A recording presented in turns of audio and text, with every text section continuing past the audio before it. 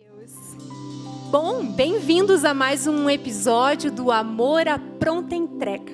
Neste mês de março, o PPU tem discutido acerca do amor e, consequentemente, acerca das suas manifestações. No primeiro domingo, inclusive, foi lançado um desafio. O desafio era presentear alguém de uma maneira inesperada. No segundo domingo, nós falamos sobre as decisões direcionadas por amor. E eu espero que neste terceiro domingo, algo muito especial aconteça, assim como nos anteriores.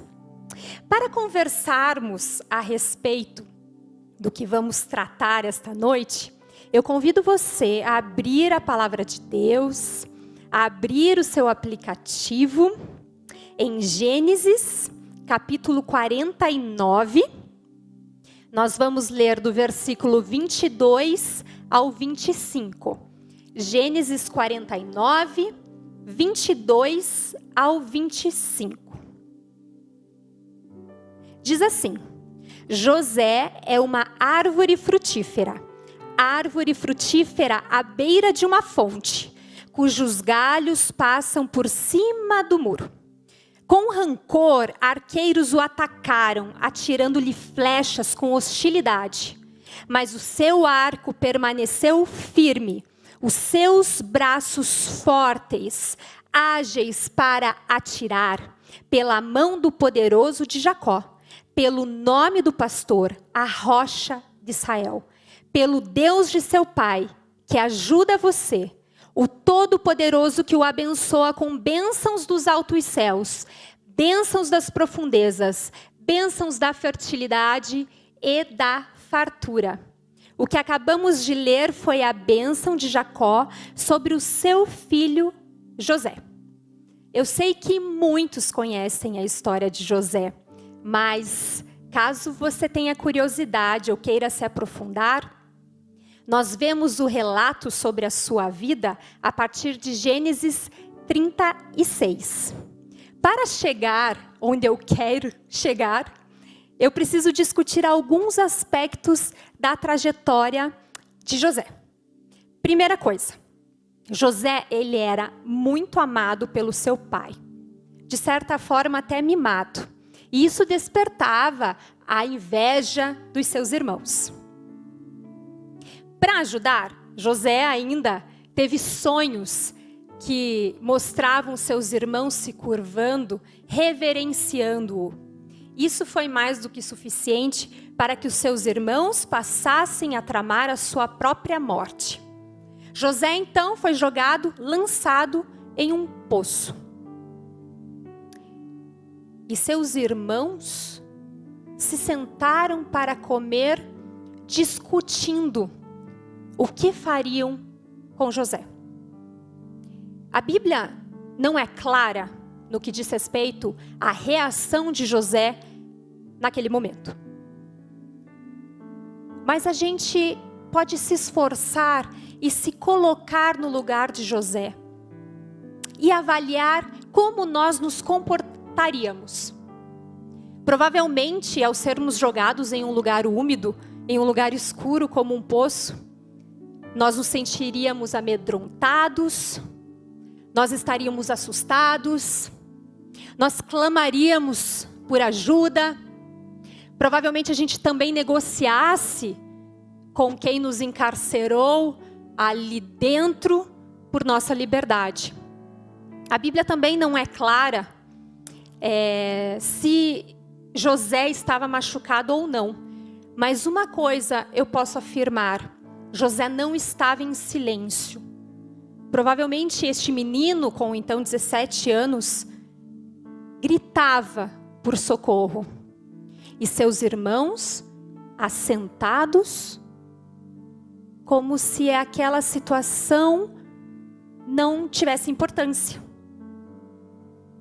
E enquanto eles tramavam sobre a vida de José, um dos irmãos, Judá, avista alguns mercadores indo em direção ao Egito, e então tem a ideia de vender José. E assim acontece.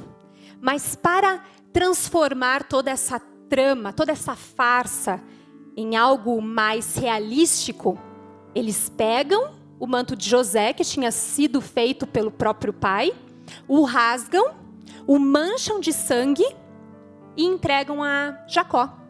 Jacó deduz que seu filho tinha morrido. Ele chora copiosamente.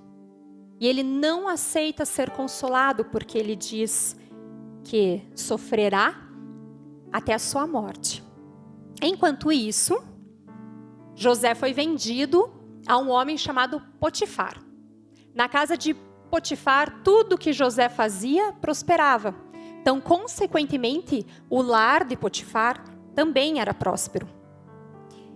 Isso despertou um certo interesse da esposa de Potifar, que após assediar José várias vezes, e diante de tantas negativas, ela então inverte a situação e fala para Potifar que quem estava assediando ela era o próprio José. Então Potifar, indignado, leva José até a prisão de Faraó. E lá José encontra graça aos olhos do carcereiro.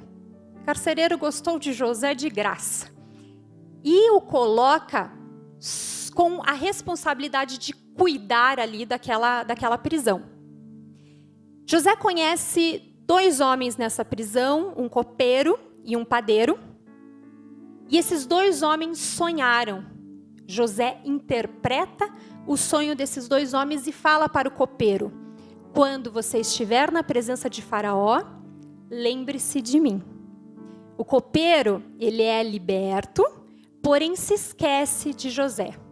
Ele só vai se lembrar de José 2 anos depois, quando Faraó tem um sonho. E ele fala a Faraó: existe um homem no cárcere que tem essa habilidade, esse dom de interpretar sonhos. Faraó manda chamar José. E fala: José, eu sonhei com 7 vacas gordas e 7 vacas magras. Eu sonhei com 7 espigas de milho graúdas e 7 espigas de milho mirradas. O que você me diz a respeito?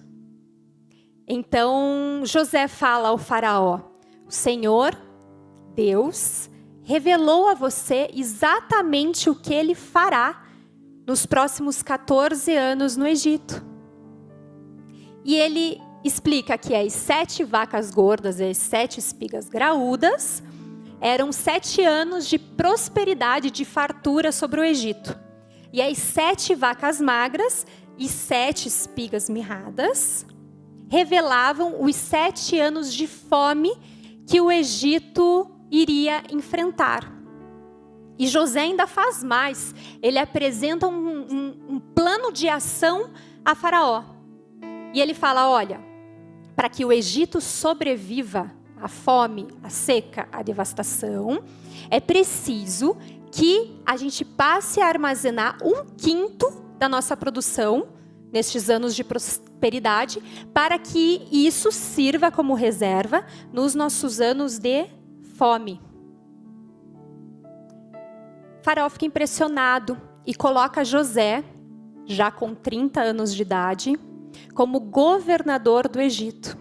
José era uma autoridade que estava abaixo apenas do próprio Faraó. E assim aconteceu. 7 anos de fartura, 7 anos de fome. E todo o Egito e região iam até o Egito comprar alimento, comprar trigo. E olha só como a vida é cíclica. Adivinhem quem foi até o Egito pedir comida? Os irmãos de José. Os irmãos de José não o reconheceram, mas ele o reconheceu, todos os irmãos. Mas José precisava saber o que tinha acontecido na casa dele. Afinal, se os seus irmãos foram capazes de fazer o que fizeram com ele, do que não seriam capazes de fazer com seu pai ou a sua mãe? Então José começou a investigar. Ele descobriu que seu pai estava vivo e ele descobriu que tinha um irmão mais novo, Benjamim. Então, de uma maneira articulada e armada por José, Benjamim é feito escravo. Mas com uma reação inesperada do seu irmão Judá, lembram daquele que sugeriu, que teve a ideia de José ser vendido? Então foi exatamente Judá que se ofereceu para ficar no lugar do seu irmão mais novo. Ali José percebeu que os seus irmãos tinham mudado. O que será que aconteceu quando os seus irmãos perceberam que aquele homem poderoso do Egito era, na verdade, o irmão abandonado? Eu vou ler para você porque a resposta está em Gênesis 45:3. Lá diz que eles ficaram com tanto medo que não conseguiram falar. E qual será que foi a reação de José ao encontrar os seus irmãos que o haviam traído, que o haviam abandonado? A palavra também nos dá a resposta. E ela está em Gênesis 45:15. Lá diz que ele beijou todos os seus irmãos e chorou com eles. E mais, em Gênesis 47, do 11 ao 12. No 11 diz assim: José instalou seu pai e seus irmãos e deu-lhes propriedades na melhor parte do Egito. No versículo 12, providenciou também sustento para seu pai, seus irmãos e para a família dos seus irmãos. E agora, a gente chegou ao tema principal da nossa mensagem. Gente, nós precisamos falar sobre perdão. Nós não sabemos quando seremos feridos, nós não sabemos quando nós feriremos. A única coisa que nós temos controle é sobre a nossa reação diante destas situações. A verdade é que ou você foi ofendido, ou você ofendeu. Eu tenho certeza que se a gente estivesse no culto presencial agora, e eu pedisse para aquelas pessoas que precisam perdoar, levantar as mãos, eu tenho certeza que metade da igreja se identificaria. E se eu pedisse para aquelas pessoas que precisam pedir perdão, levantar as suas mãos, a outra metade se identificaria. Ou nós pertencemos a um grupo, ou nós pertencemos ao outro, e podemos pertencer a eles ao mesmo tempo. Eu ouvi uma pregação que o pastor falava assim: para perdoar é necessário força. E para pedir perdão é necessário coragem. Por que força para perdoar? Quando nós somos machucados, a ferida provoca dor intensa em nossa alma. E se a gente não agir rápido, essa ferida cria raízes. E em consequência do ato de alguém em nossa vida, nós permitimos que uma barreira de autodefesa, de autopreservação se levante. Eu tenho certeza que quando o pastor falou sobre força em perdoar, está se referindo exatamente a essa força que precisamos ter para transpor o obstáculo que aquela pessoa colocou na nossa vida e que nós mesmos permitimos. Lembram-se quando a gente leu no início do culto a bênção de Jacó sobre José? Em que ele compara José a uma árvore frutífera com ramos que se estendem além dos muros. Os muros são exatamente esses: o da autopreservação, o do medo, o do rancor, o do orgulho. Agora, por que será que nós precisamos então de coragem para pedir perdão? Aí é um pouquinho mais simples e talvez um pouquinho mais evidente. Quando a gente machuca alguém e se dá conta do que fizemos, o primeiro sentimento que vem à tona é a vergonha. E a gente precisa de coragem para enfrentar aquela pessoa e ficar em frente à situação que nós mesmos provocamos. Ficar em frente às consequências que nossos atos geraram. Com isso, eu quero levantar 2 questões que eu espero, com o auxílio dos meus tópicos, que possam te auxiliar a respostas sobre o perdão. O meu primeiro questionamento é: por que eu devo perdoar? E a primeira resposta é tão simples, é tão óbvia e é tão desconcertante. Nós devemos perdoar simplesmente porque Jesus falou que devemos perdoar. E então você pode pensar assim: Renata, as coisas não são tão simples assim. Você está simplificando algo que é muito complicado para mim. Você não sabe pelo que eu passei, você não sabe o que aquela pessoa me fez passar. Tem aquela expressão, né? Eu comi o pão que o diabo amassou. E você vem me falar que é simples perdoar? Logo você, com essa cara de quem nunca sofreu nenhum tipo de abuso. Logo você que parece que nunca sofreu nenhum tipo de violência, nenhum tipo de traição. Veja, eu não quero menosprezar a sua dor. O que eu quero trazer à tona é que todos nós temos as nossas dores, independente do que as causou. Todos nós colocamos essas dores, juntamente com suas feridas, na bagagem da nossa vida. Só que o que acontece é que toda vez que nós lembramos pelo que passamos, toda vez que nós recordamos o que aquela pessoa fez conosco, nós nos machucamos novamente, nós sofremos de novo. Então não permita que aquela pessoa continue lhe ferindo sucessivamente e fazendo com que você se recorde do que aconteceu sempre. Talvez aquela pessoa, aos seus olhos, realmente não seja merecedora do bem. Talvez essa pessoa não seja merecedora de perdão. Mas uma coisa eu posso afirmar com toda certeza: você é merecedora de paz. A gente tende erroneamente a ver o perdão como um presente que nós devemos entregar a alguém que não merece. Mas na verdade é o contrário. O perdão é um presente que nós damos a nós mesmos. Quando Jesus fala: perdoe rapidamente e perdoe quantas vezes forem necessários, não é para aliviar a barra do ofensor, é para nos trazer paz.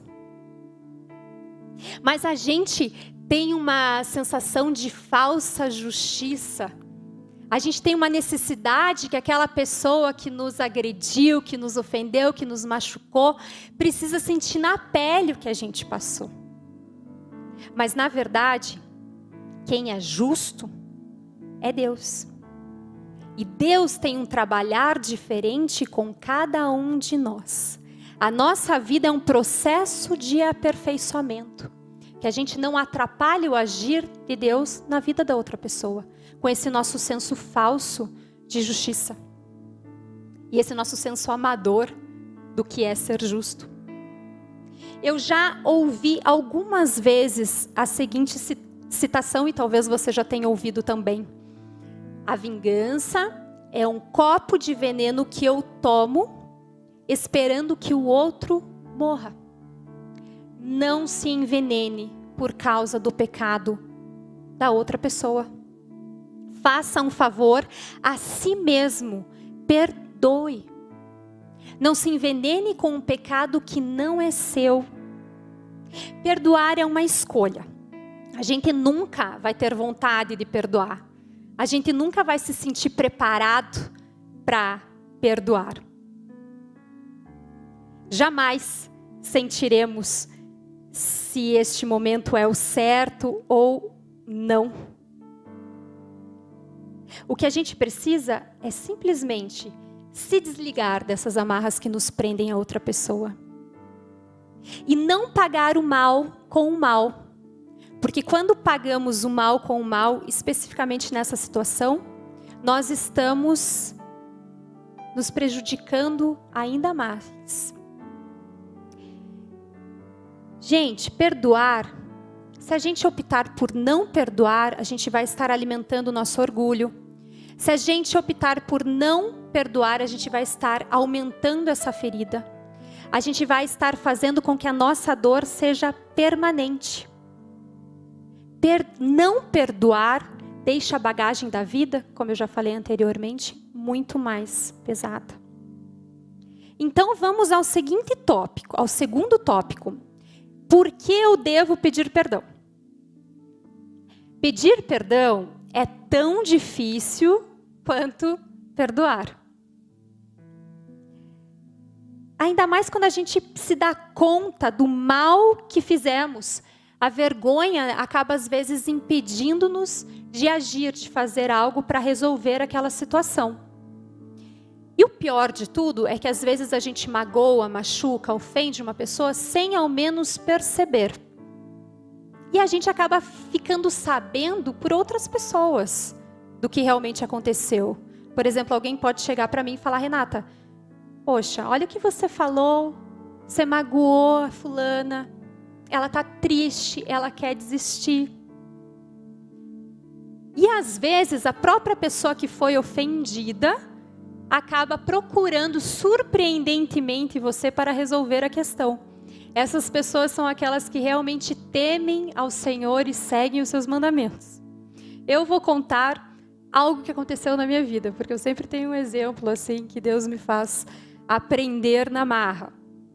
Eu tenho certeza que todos os casais casados ou aqueles que estão planejando se casar já fizeram aquela primeira lista de convidados para o casamento.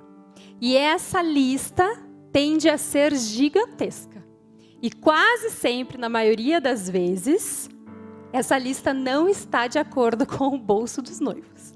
Então, o que a gente faz?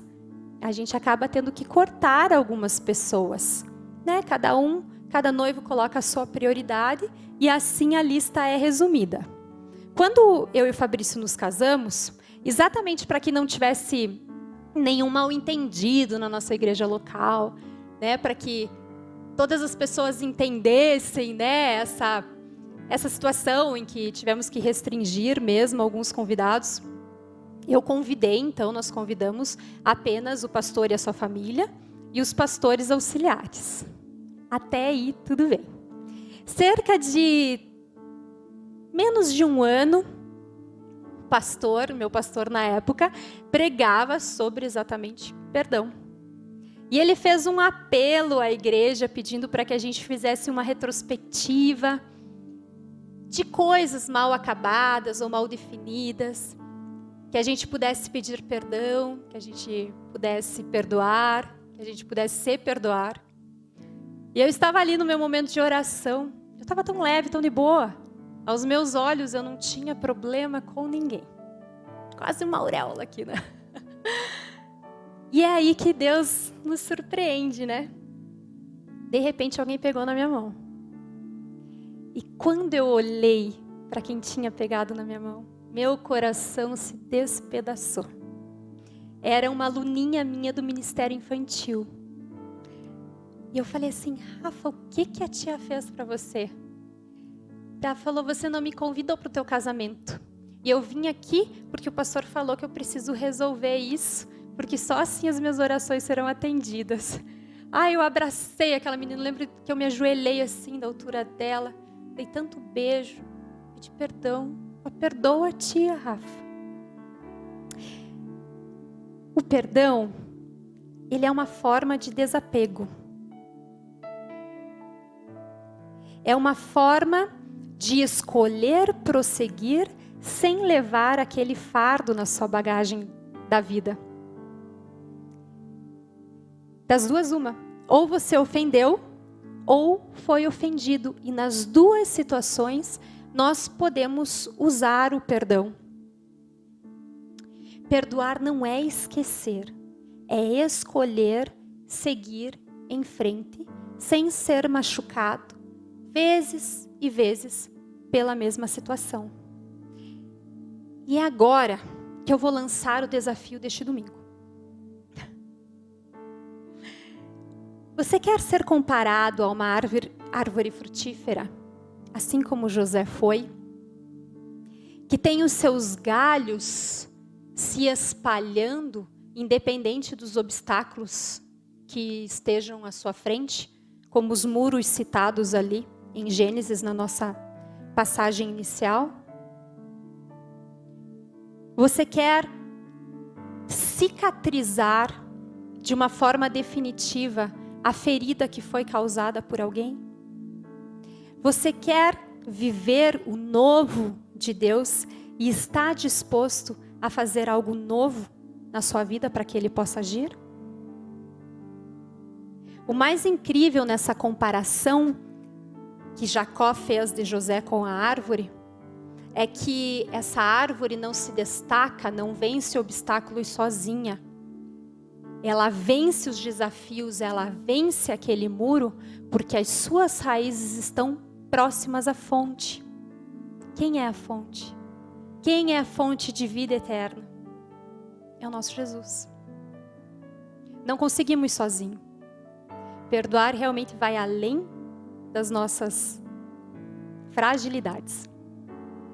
Mas com Cristo e em Cristo, nós somos mais que vencedores. Com os pés firmados na rocha, a gente permite que o outro sinta o amor que nós sentimos todos os dias, vindos da parte de Jesus. Perdoar é demonstrar a graça que nós recebemos e não somos merecedores. Então, o desafio dessa semana é praticar o amor através do perdão. Faça uma retrospectiva, faça uma autoavaliação. Decida perdoar e pedir perdão. Não sabemos o dia do amanhã, nós estamos vivendo em um caos. Então aproveita a oportunidade para cumprir um pedido de Jesus. Se permita ser livre. Se permita amar. Se permita perdoar. Que Deus os abençoe muito. Gente, aproveitando aqui para encerrar a nossa parte aqui de mensagem, eu já vou incluir o PPU, o Projeto 4x4. Eu sei que tem algumas pessoas que já nos acompanham há vários domingos, mas o Projeto 4x4 consiste em 4 domingos na presença de Deus, apresentando no altar do Senhor 4 pedidos de oração. Se você quiser entrar neste desafio hoje, simplesmente coloca as mãos no seu coração. De repente, alguma dificuldade em perdoar, de repente, alguma dificuldade em se perdoar ou pedir perdão. Vamos deixar que o Senhor haja em nosso favor, fazendo com que a gente se transforme exatamente no que Ele projetou. Amém? Deus amado, Deus querido, obrigada, Senhor, por essa oportunidade que tivemos de estar na Tua presença, de aprender mais, ó Deus.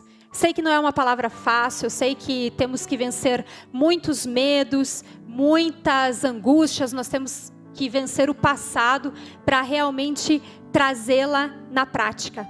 Mas o Senhor é a nossa força, o Senhor é a nossa direção, ó Deus. E eu creio no Seu agir, eu creio na Sua bênção, eu creio no Seu manifestar, eu creio na paz que excede todo o entendimento.